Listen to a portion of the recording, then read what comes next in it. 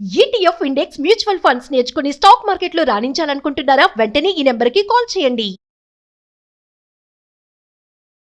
అందరికీ నమస్కారం. నేను Swaroopa Potlapalli. Welcome to Suman TV. Software engineer Vijayashanti Reddy తన 2 పిల్లలతో సహా సూసైడ్ చేసుకున్న ఘటన ప్రతి ఒక్కరిని కంటతడి పెట్టిస్తోంది. తాను చావడమే కాకుండా తనతో పాటు తన 2 పిల్లల్ని తీసుకువెళ్ళాలి అనే ఆమె నిర్ణయం వెనక ముఖ్యంగా ఒంటరితనం, డిప్రెషనే కారణమని పోలీసులు తేల్చారు. ప్రస్తుతం నాతో పాటు ఉన్నారు ఆయుర్వేదిక్ డాక్టర్ శరత్ అద్దంకి గారు. ఆయనతో మాట్లాడదాం. సార్ నమస్తే. నమస్తే అండి. మీరు కూడా చూసి ఉంటారు సార్, విజయశాంతి రెడ్డి అనే ఆవిడ ఎంతో చదువుకున్నారు, సాఫ్ట్వేర్ ఇంజనీర్గా పనిచేస్తున్నారు, టీమ్ లీడర్ కూడా. అలాంటి ఆమె చనిపోవడం అనేది ఇప్పుడు ప్రతి ఒక్కరిని కూడా ఆలోచనలో పడేసింది. మీరు ఈ ఘటనని చూసినప్పుడు, ఈ కేస్ స్టడీని గమనించినప్పుడు మీకు ఏమనిపించింది సార్? ప్రధాన కారణాలు ఏమని మీరు అనుకుంటున్నారు? నేను ఇన్ జనరల్గా స్ట్రెస్ గురించి మీకు ఎక్స్ప్లెయిన్ చేస్తాను and how this can lead to chronic depression.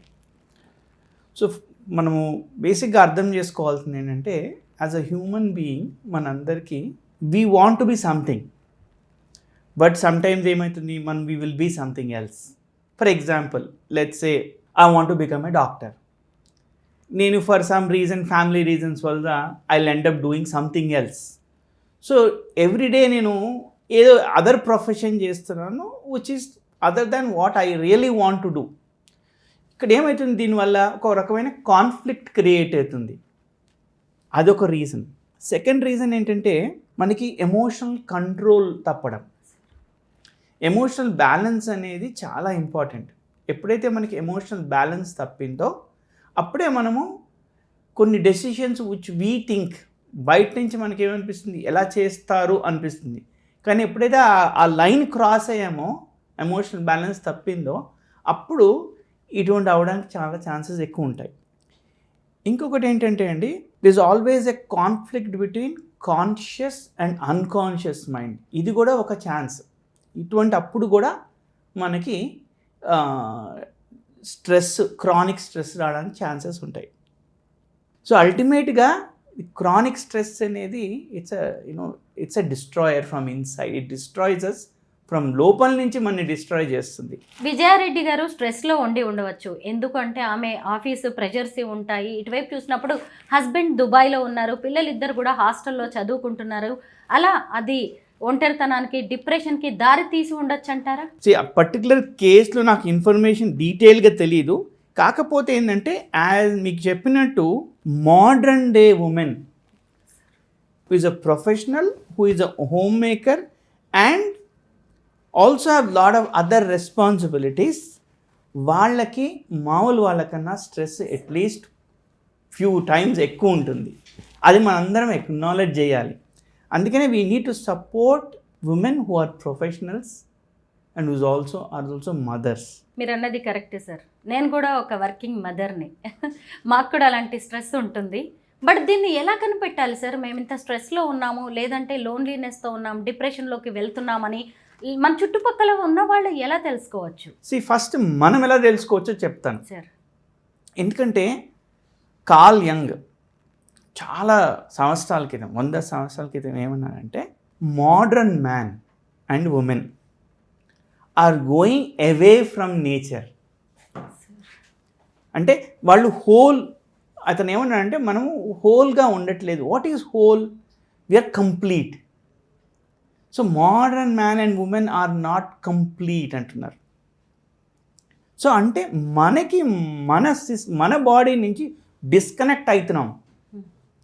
మనము అది ఇచ్చే సిమ్టమ్స్ని మనం రియలైజ్ అవ్వట్లేదు, రికగ్నైజ్ చేయటం లేదు. క్రానిక్ స్ట్రెస్ వచ్చినప్పుడు చాలా సిమ్టమ్స్ వస్తాయి. ఒకటి వచ్చి హెవీ బ్రీదింగ్, స్వెట్ రావడము, తర్వాత బ్లడ్ ప్రెషర్ పెరగడము, విజన్ టన్నల్ అవ్వడము. అదేవిధంగా మన అడ్రినల్ గ్లాండ్స్ కొన్ని హార్మోన్స్ రిలీజ్ చేస్తుంది, stress hormones. One of them is cortisol. That also మన ఇమ్యూనిటీని కూడా సప్రెస్ చేస్తుంది. సో ఇవి మనం కొంచెం జాగ్రత్తగా చూడాలి. ఎప్పుడైతే మనం స్ట్రెస్ ఎక్కువ అయిందో మనకి ఇవన్నీ సిమ్టమ్స్ మనం క్లోజ్గా మన అటెన్షన్ పే చేస్తే, ఓకే మనం క్రానిక్ స్ట్రెస్లో ఉన్నాము, దీన్ని అడ్రస్ చేయాలి అనేది అట్లీస్ట్ మనకి first step. towards solving the problem. Sir ఇప్పుడు స్ట్రెస్, డిప్రెషన్, లోన్లీనెస్ చివరికి సూసైడ్స్ వరకు కూడా దారితీస్తూ ఉంది కదా, అసలు సూసైడల్ టెండెన్సీని ఎలా గుర్తించాలి? I'll also talk little bit of spirituality also. ఓకేనండి, మనకి ఒక పర్పస్, మన లైఫ్లో ఒక పర్పస్ ఉందనుకోండి, మనకి ఎప్పుడు డ్రైవ్ ఉంటుంది. ఓకే, నా గోల్ ఇది, ఆ goal towards that goal I'm working every day, and as we are walking are going towards that goal we will feel very satisfied. ఒక రీజన్ ఏంటంటే పర్పస్ లేకపోవడం, ఇంకొక రీజన్ ఏంటంటే కంట్రోల్ లేదు అని ఫీల్ అవ్వడం. దట్ కంట్రోల్ లేదు అని ఫీల్ అవ్వడానికి there can be many situations. For instance, let's say I wanted to, as simple as I want to go to United States to study MS అనుకోండి. Let's say నేను వెళ్ళాను, apply చేశాను, let's say నా visa cancel, reject అయింది అనుకోండి, right? Let's say అక్కడి నుంచి నేను I want to do something else, అది ఆ పని కూడా కాలేదు.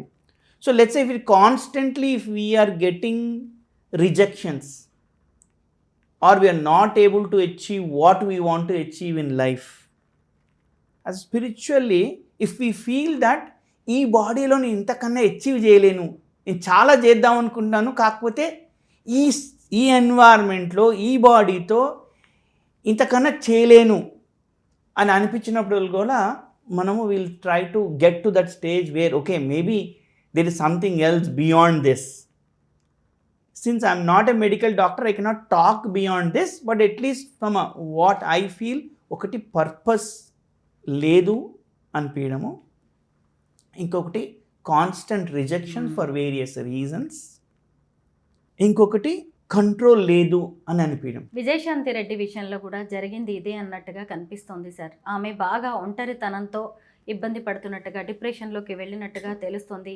నా జీవితానికి ఇంకా ఏముంది, ఈ జీవితం నాకు నచ్చట్లేదు అని ఆమె లాస్ట్లో పార్కింగ్ స్లిప్ మీద కూడా ఆమె రాయడం అనేది, ఇప్పుడు మీరు చెప్పిన విషయాలని నిజంగానే ఇదంతా కరెక్ట్ అనేలా అనిపిస్తోంది sir. Thank you so much.